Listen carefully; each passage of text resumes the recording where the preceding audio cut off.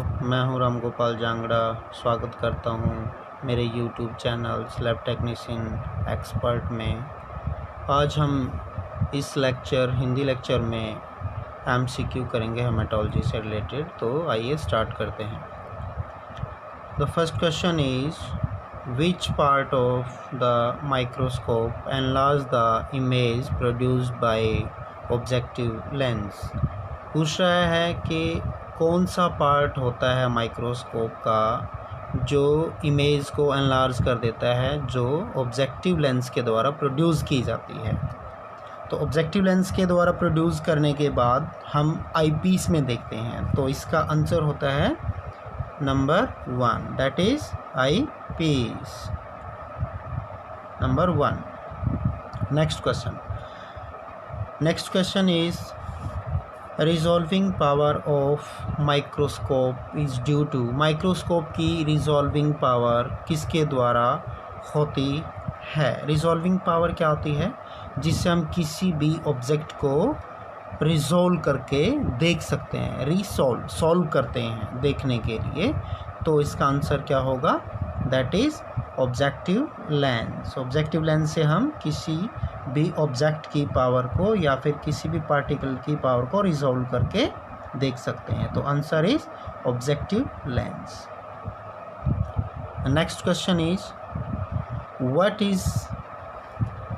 Is the resolving power of an oil immersion lens.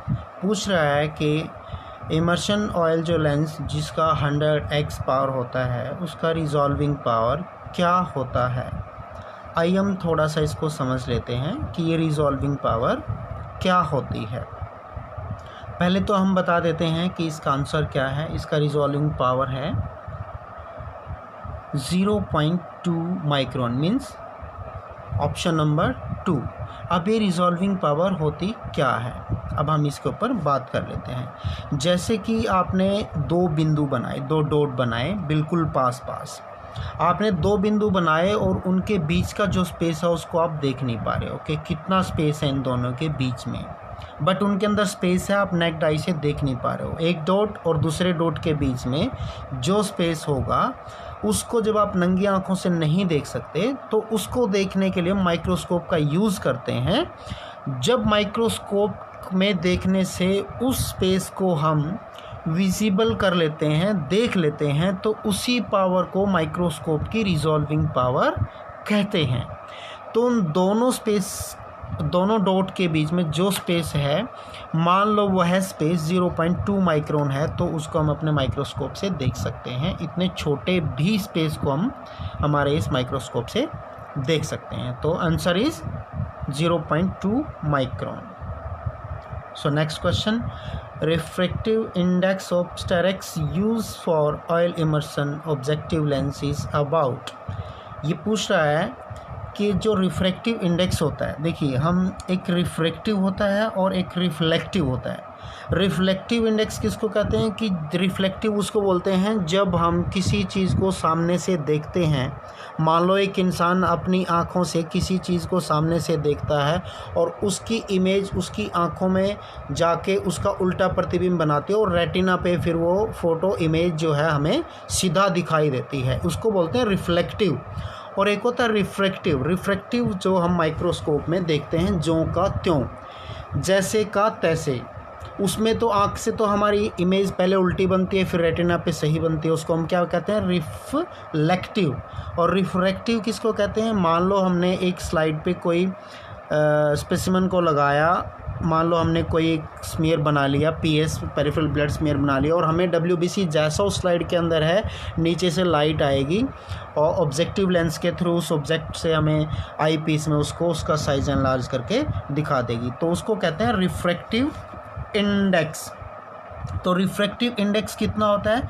स्टेरेक्स क्या होता है? स्टेरेक्स एक ऑयल होता है जिसको आप ऑयल इमर्शन बोलते हैं, that is a oil immersion lens. उसके ऊपर लगाए हुए ऑयल को आप 2-3 तरीके से बोल सकते हैं, 2-3 तरह का, 3-4-5 तरह का वो ऑयल्स होता है। कुछ सिडार ऑयल्स होते हैं, कुछ स्टेरेक्स ऑयल्स होते हैं।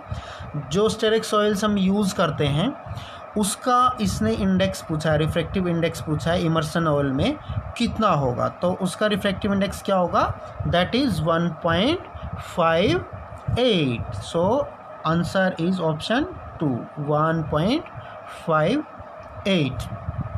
Okay, so next question is a micron is dash times smaller than a millimeter. तो ये क्या पूछ रहा है इसमें, ये पूछ रहा है कि जो एक माइक्रोन होता है वो कितना स्मॉलर होता है देन ए मिलीमीटर, 1 मिलीमीटर से कितना छोटा होता है, तो वो कितना छोटा होगा, वो होगा 1000 टाइम्स छोटा होगा। ठीक है, जैसे सबसे अब बड़े हम इसकी यूनिट देखें समझने के लिए, मीटर, 1 मीटर का कौन सा हिस्सा होगा माइक्रोन, तो वो होगा 10 लाखवां हिस्सा, 1 मीटर का 10 लाखवां हिस्से को एक माइक्रोन कहते हैं। Okay, so now come to the next point, refractive index of cedar oil. जो सीडार ऑयल होता है इमर्सन ऑयल पे, उसका रिफ्रैक्टिव इंडेक्स कितना होता है, ये सेम वैसा ही क्वेश्चन है जैसा कि क्वेश्चन नंबर 4 में हमने पढ़ा था। अब ये पूछ रहा है कि जब हम स्टेरिक्स ऑयल्स की जगह सीडार ऑयल यूज़ करते हैं तो उसका refractive index oil immersion objective lens में कितना होगा, तो वो कितना होगा, that is 1.52. Option number 4, that is 1.52. Okay, so next question क्या कहता है, question number 7, microscope lens can be clean with which solution. Microscope का जो लेंस होता है उसको हम किस सॉल्यूशन से क्लीन कर सकते हैं। Option 1 is xylene, option 2 is acetone, option 3 is both 1 and 2 and option 4 is alcohol. तो हम उसको किससे क्लीन करते हैं, आप लोग ऑलवेज करते होंगे क्लीन, तो इसका option is third, both 1 and 2, xylene and acetone से उसको क्लीन करते हैं, क्योंकि एसीटोन के अंदर और xylene के अंदर वापोरेशंस जल्दी से हो जाता है, वो जल्दी से उड़ जाता है और कोई भी उसके ऊपर स्क्रैचेस नहीं होने देता। ठीक है, so next question is 8, question number 8, which is use to measure cell size in light microscope. पूछ रहा है कि लाइट माइक्रोस्कोप में सेल साइज को मेज़र करने के लिए क्या होता है। तो हम जब किसी सेल के साइज़ को मेज़र करते हैं एक माइक्रोस्कोप में तो क्या करते हैं, क्या यूज़ करते हैं, एक ऑकुलर माइक्रोमीटर डिस्क यूज़ करते हैं और एक स्टेज माइक्रोमीटर और ऑकुलर डिस्क दोनों यूज़ करते हैं, तो आंसर इज थर्ड। ठीक है, next question is right the normal component of tissue which can give fluorescent emissions.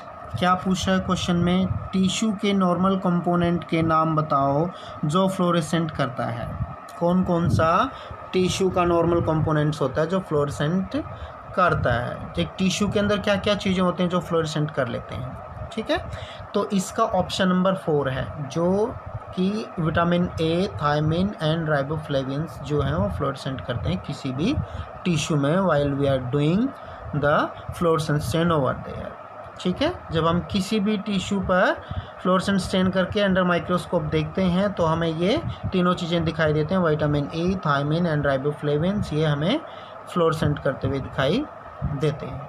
Question number 10, in which method of haemoglobin estimation any instrument is not used. पूछ रहा है कि haemoglobin estimation के किस method में कोई भी इंस्ट्रूमेंट यूज़ नहीं होता।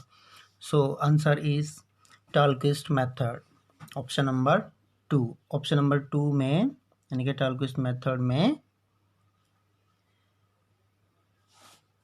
कोई भी इंस्ट्रूमेंट यूज़ नहीं होता। क्यों नहीं होता, क्यों, इस टेस्ट को हम कैसे करते हैं, ब्लॉटिंग पेपर लेते हैं और उस पर ब्लड के डॉट लगाते हैं और कंपेयर स्टैंडर्ड्स जो ऑलरेडी अवेलेबल होते हैं उसके साथ हम इसे कंपेयर कर लेते हैं, तो इसलिए इसमें किसी भी प्रकार का कोई इंस्ट्रूमेंट यूज़ नहीं होता है। चलिए हम थोड़ा थोड़ा इनके ऑप्शंस के बारे में भी डिस्कस कर लेते हैं। सालीज मेथड क्या होता है, साली मेथड में हम HB मीटर्स N/10 HCl से ऐड करते हैं और वो एसिड हीमेटिन में कन्वर्ट हो जाता है, जो कंपेयर स्टैंडर्ड के साथ कंपेयर कर लिया जाता है।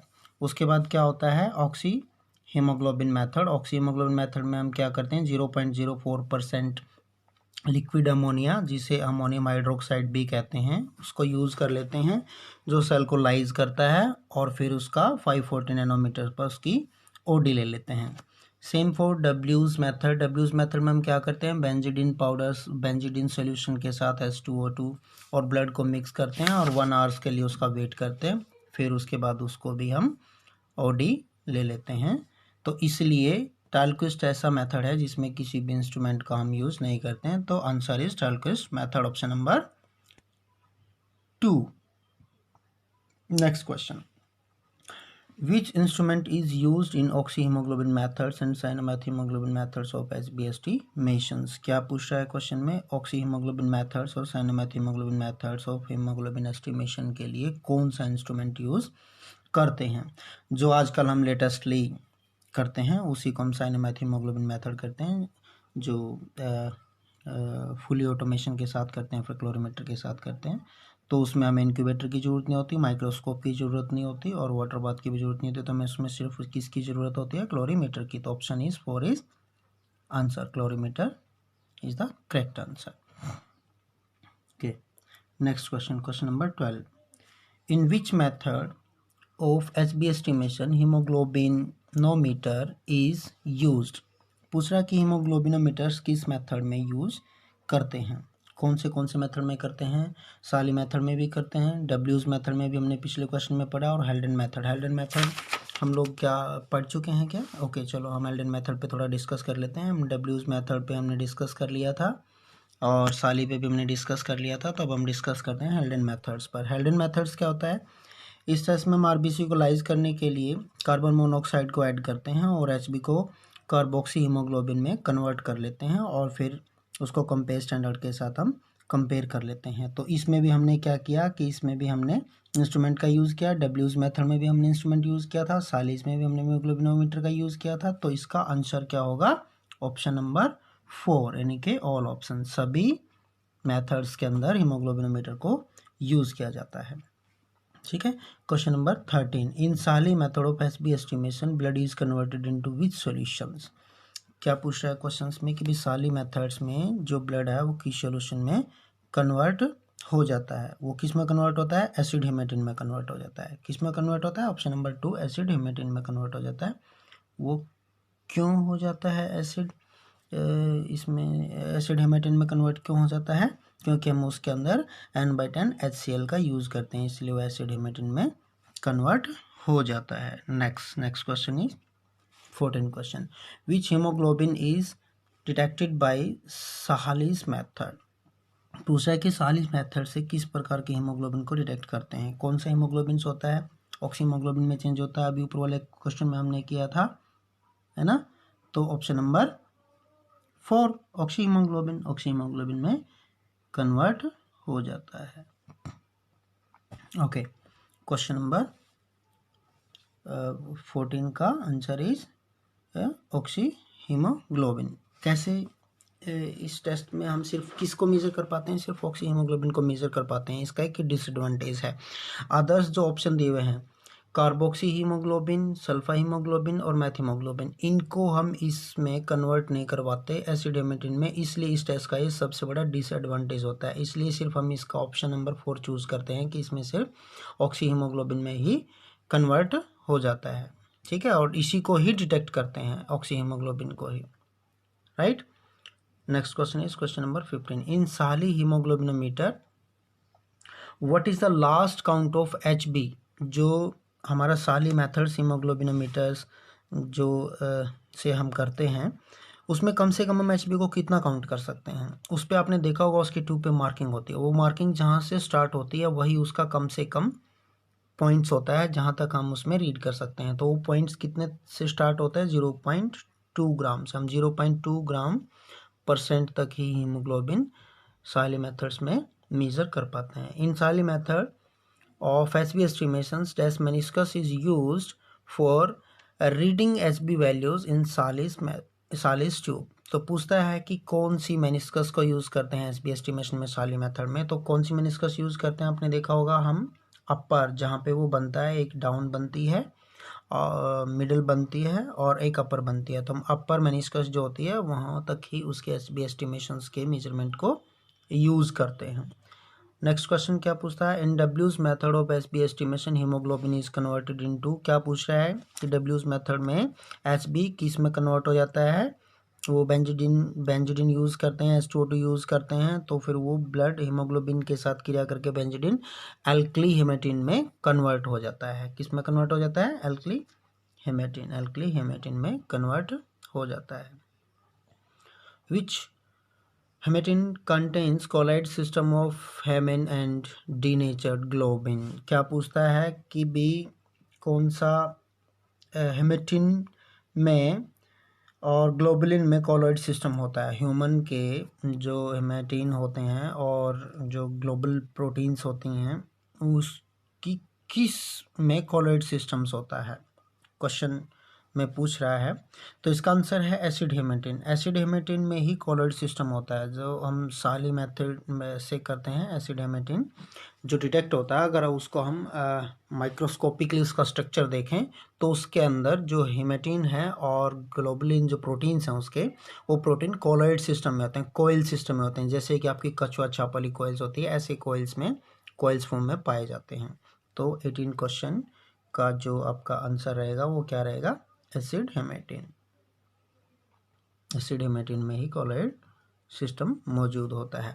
In which method of HB estimation haemoglobin is converted into carboxy haemoglobin. क्या पूछ रहा है, देखिए इस क्वेश्चन को तो मुझे लगता है कि सभी लोग जानते होंगे। हीमोग्लोबिन कार्बोक्सी हीमोग्लोबिन में किस मेथड में कन्वर्ट हो जाता है। सबसे पहले तो मैं आपको बता देता हूँ कि ये हेल्डन मेथड में हो जाता है। हेल्डन मेथड्स जो आपका ऑप्शन नंबर 2 है, इसका आंसर हेल्डन ग्रोवर्स मेथड इसमें कन्वर्ट हो जाता है, क्योंकि हम इस क्वेश्चन को पीछे भी आई थिंक पढ़ चुके हैं। तो देखते हैं हेल्डन मेथड होता क्या है। हेल्डन मेथड में हम क्या करते हैं, आरबीसी को लाइज करने के लिए कार्बन मोनोऑक्साइड ऐड करते हैं और कार्बोक्सी हीमोग्लोबिन में उसको कन्वर्ट कर देते हैं। तो वो किस में कन्वर्ट हो जाता है, कार्बोक्सी हीमोग्लोबिन में कन्वर्ट हो जाता है। तो कार्बोक्सी हीमोग्लोबिन में जैसे ही वो कन्वर्ट होता है हीमोग्लोबिन, तो वो मेथड्स हम वो मेथड हम बोल सकते हैं कि इस मेथड में ही कार्बोक्सी हीमोग्लोबिन में कन्वर्ट हो जाता है। नहीं सॉरी, ये क्वेश्चन में थोड़ा सा गलत बोल गया, सॉरी। मैं फिर से रिपीट करता हूँ इस क्वेश्चन को। In which method of HB estimation haemoglobin is converted into carboxy haemoglobin. तो ये हेल्डन ग्रोवर्स मेथड में आपका कार्बोक्सी हीमोग्लोबिन में कन्वर्ट हो जाता है, जिसमें हम आरबीसी को लाइज करने के लिए कार्बन मोनोऑक्साइड का यूज़ करते हैं और फिर वो कार्बन मोनोऑक्साइड आरबीसी के लाइज होने से हीमोग्लोबिन के साथ क्रिया करके कार्बोक्सी हीमोग्लोबिन में कन्वर्ट हो जाता है। तो that is हेल्डन growers method. Next question, in which method of HB estimation reduce and oxygenated haemoglobin is estimated. क्या पूछ रहा क्वेश्चन में, एचबी के किस मेथड में रिड्यूस्ड एंड ऑक्सीजनेटेड हीमोग्लोबिन को एस्टिमेट करते हैं। कौन सा मेथड होता है, ऑप्शन नंबर 4 साइनामेथ हीमोग्लोबिन में ही हम ऑक्सीजनेटेड हीमोग्लोबिन एस्टिमेशन करते हैं। अब देखिए साइनामेथ हीमोग्लोबिन मेथड्स क्या होता है। साइनामेथ हीमोग्लोबिन जो मेथड है, जो आप सब लोग जानते ही हैं, आजकल जो ट्रेंड में चल रहा है, ये इंटरनेशनली रिकमेंडेड मेथड है, जो most accurate and preferred method है। इस टेस्ट में मैथ हीमोग्लोबिन में कन्वर्ट हो जाता है। कब होता है, जब उसमें हम पोटासियम फेरिसाइनाइड को ऐड करते हैं और जो ऑलरेडी रेजेंट के अंदर प्रेजेंट होता है। पोटासियम फेरिसाइनाइड से वो कन्वर्ट होकर मैथ हीमोग्लोबिन में और फिर पोटासियम साइनाइड से रिएक्ट करके वो साइनामेथ हीमोग्लोबिन में कन्वर्ट हो जाता है और फिर 540 नैनोमीटर पर उसकी हम ओडी ले लेते हैं। तो ऑप्शन इज 4 साइनामेथ हीमोग्लोबिन मेथड। ठीक है, 1 ग्राम हीमोग्लोबिन कंटेन्स परसेंट आयरन। पूछ रहा है कि 1 ग्राम एचबी में कितना परसेंट आयरन होता है। तो ऑप्शन इज 1 ग्राम एचबी में होता है 0.34% आयरन। इतना आयरन 1 ग्राम एचबी में होता है। अगर आपके अंदर 15 ग्राम अगर आपके अंदर 15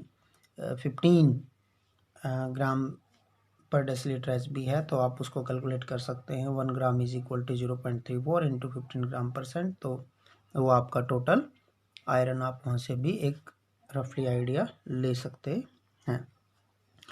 next question, the coloured pigment present in haemoglobin is known as. क्या होता है कलर पिगमेंट जो उसको कलर देता है, मतलब रेडिश कलर में जब हम देखते हैं हीमोग्लोबिन में ऐसी क्या चीज़ होती है जो हमें उसका कलर रेडिश दिखाई देता है? हेम होता है। हेम की वजह से उसका कलर रेडिश दिखाई देता है। हीमोग्लोबिन 2 पार्ट में डिवाइड होता है, हेम प्लस ग्लोबुलिन। हेम मीन्स आयरन। आयरन के अंदर भी 2 ग्रुप होते हैं, एक आयरन प्रोस्थेटिक ग्रुप होता है। ऐसे ही ग्लोबिन के अंदर भी वेरियस टाइप ऑफ प्रोटीन्स का ग्रुप होता है।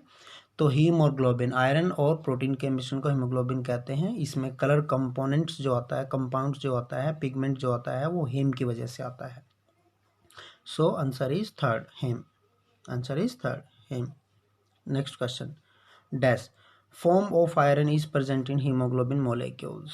हीमोग्लोबिन मोलिक्यूल्स के अंदर ये पूछ रहा है क्वेश्चन में आयरन की कौन सी फॉर्म प्रेजेंट होती है हीमोग्लोबिन मॉलिक्यूल्स के अंदर। तो कौन सी फॉर्म में होता है? फेरस फॉर्म में होता है। Ferrous form. Option number 2 is the correct answer. Okay, next question में क्या पूछ रहा है? Molecular weight of haemoglobin is about. किसी भी चीज़ का जैसे वेट होता है वैसे ही हमारे हीमोग्लोबिन के मोलिक्यूल्स का भी वेट होता है। भले ही वो छोटी इकाई है, उसकी छोटी इकाई के लिए छोटी ही यूनिट को यूज़ किया जाता है, that is daltons. Okay, so उसका वेट होता है 68,000 डेल्टॉन्स। तो correct answer is 68,000 daltons. Dash % of haemoglobin is present in the plasma. कितना % हीमोग्लोबिन प्लाज्मा में प्रेजेंट होता है? हमारे प्लाज्मा में भी हीमोग्लोबिन प्रेजेंट होता है और वो होता है 3 मिलीग्राम %, 3 mg%। 3 मिलीग्राम % हीमोग्लोबिन हमारे प्लाज्मा में प्रेजेंट होता है। If haemoglobin is present freely in plasma then it can lead to. पूछ रहा है यदि प्लाज्मा में फ्रीली हीमोग्लोबिन प्रेजेंट है तो इससे क्या बढ़ जाता है? तो जो बॉडी का ऑस्मोटिक प्रेशर होता है वो इंक्रीज हो जाता है। तो option number 1 is the correct answer, increase osmotic pressure. तो नॉर्मली ऑस्मोटिक प्रेशर कितना होता है? 25 mmHg होता है। Next question, the total amount of haemoglobin in the circulating blood of an adult man is about. क्या पूछा है क्वेश्चन में कि एक अडल्ट मैन के सर्कुलेटिंग ब्लड में कितना एचबी होता है? तो 900 ग्राम्स एचबी एक अडल्ट के सर्कुलेटिंग ब्लड में होता है। ऐसे नेक्स्ट क्वेश्चन पूछा है, the total amount of haemoglobin in the circulating RBC of an adult man is about. Circulating blood के आरबीसी में कितना हीमोग्लोबिन होता है? वो छोटी यूनिट में पूछ रहा है तो पिकोग्राम में आएगा, वो ग्राम में था। Picogram means 29 picogram. Okay, grams की छोटी यूनिट होती है। Question number 29, how many haemoglobin molecules are present in a single red blood cells. पूछता है एक सिंगल रेड ब्लड सेल्स में हीमोग्लोबिन के कितने मॉलिक्यूल्स प्रेजेंट होते हैं? तो क्या आंसर होगा इसका? आंसर होगा 280 मिलियन। कितने होते हैं? 280 मिलियन। 280 मिलियन मॉलिक्यूल्स प्रेजेंट होते हैं।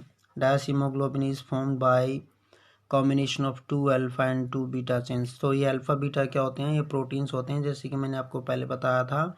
ये पूछ रहा है कि भी haemoglobin is found by combination alpha और बीटा की चेन से जो एचबी फॉर्म्ड होता है उसको क्या कहते हैं? उसको कहते हैं हीमोग्लोबिन A1। ठीक है, ये क्लासेस हम बाद में करेंगे। हीमोग्लोबिन्स, टाइप ऑफ हीमोग्लोबिन्स बहुत सारे होते हैं, इनके बारे में डिटेल्स वीडियो बनाने की ज़रूरत है, तो हम ये नेक्स्ट किसी लेक्चर में इसको कवर करेंगे।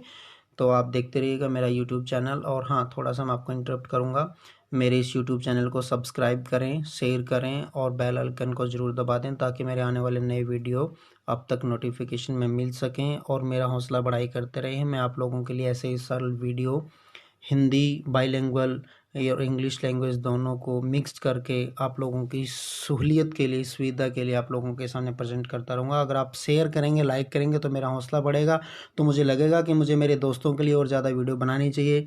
मुझे पता है कि मैं भी इन्हीं सब चीज़ों को फेस कर चुका हूँ अपने प्रीवियस एक्सपीरियंस में, कि मैं भी चीज़ों को ठीक से पढ़ नहीं पाता था, समझ नहीं पाता था। तो इसलिए मुझे एक ये छोटी सी मेरी जो कोशिश है करने की ज़रूरत लगी, तो मैंने इस छोटी सी कोशिश को आपके सामने प्रेजेंट करने की कोशिश की। आशा करता हूँ आपको ये पसंद आएगा।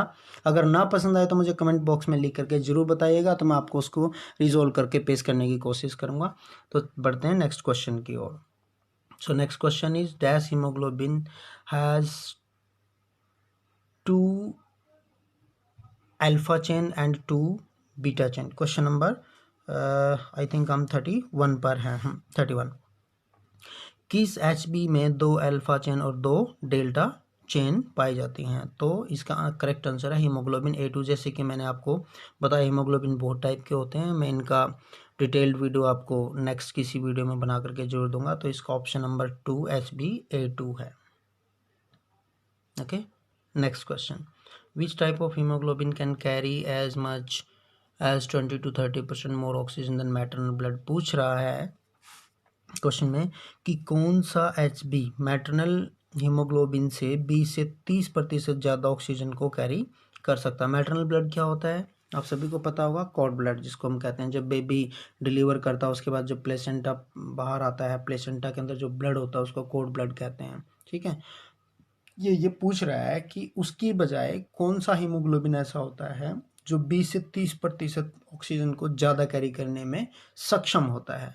तो मैटरनल ब्लड्स की बात हो रही है, तो ऑब्वियसली फिटल ब्लड से रिलेटेड क्वेश्चंस होगा, तो हम ऑप्शन में चूज करेंगे हीमोग्लोबिन F। ओके, तो haemoglobin F means HbF। Foetal haemoglobin की 20 to 30% ज़्यादा क्षमता होती है ऑक्सीजन को कैरी करने की। Next question is 33। Electrophoretically which haemoglobin is slower than HbA1। Very nice question. Electrophoretically क्या है? इलेक्ट्रोफोरेसिस एक प्रोसेस होती है, एक टेक्निक होती है जिसमें हम जेल इलेक्ट्रोफोरेसिस में किसी भी जेल के अंदर और ट्रीस और कुछ बफर्स के अंदर एक उसको रन करवाते हैं, सैंपल्स को रन करवाते हैं, कैथोड और एनोड उसके अंदर करंट लगा दिए जाते हैं, और वो एक जेल के थ्रू वो चीज़, वो जो आपका जो सैंपल्स में आपने डाला है वो रन करता है। वो उसकी जो मतलब बढ़ने की, आगे बढ़ने की जो गति होती है उसके बारे में ये क्वेश्चन पूछ रहा है कि इलेक्ट्रोफोरेटिकली अगर हम इलेक्ट्रोफोरेसिस में किसी इलेक्ट्रोफोरेसिस जेल में किसी इन चारों ऑप्शनों में से हीमोग्लोबिन को रन करवाते हैं डिटेक्ट करने के लिए, तो ये पूछ रहा है कि HbA1 से स्लोअर कौन सा हीमोग्लोबिन होगा। तो वो कौन सा हीमोग्लोबिन होता है? हीमोग्लोबिन F होता है जो स्लो रन करेगा आपका। ठीक है, HbF। What is the structural formula of HbE? HbE का स्ट्रक्चरल फॉर्मूला क्या है? ये एक बायोस्टैट्स का क्वेश्चन है, ये ऑलरेडी डिफाइंड है पहले से ही। इसका आंसर है 26 ग्लूग्लेज। इसको समझने की आपको कोई ज़रूरत नहीं है। अगर आपको समझना है तो यूट्यूब पे बहुत सारे वीडियो मिलेंगे, आप वहाँ जाकर के इसके बारे में समझ सकते हैं। Now move to our next question. In which type of effect haemoglobin is binded with oxygen and displace the carbon dioxide from the blood. Question में क्या पूछा है कि ब्लड में HB का कौन सा इफेक्ट ऑक्सीजन को बाइंड करता है और कार्बन डाइऑक्साइड को डिस्प्लेस करता है? तो हेल्डन इफेक्ट है जो ऐसा काम करता है। ओके, ऑक्सीजन को बाइंड करता है और कार्बन डाइऑक्साइड को डिस्प्लेस कर देता है। Thank you for watching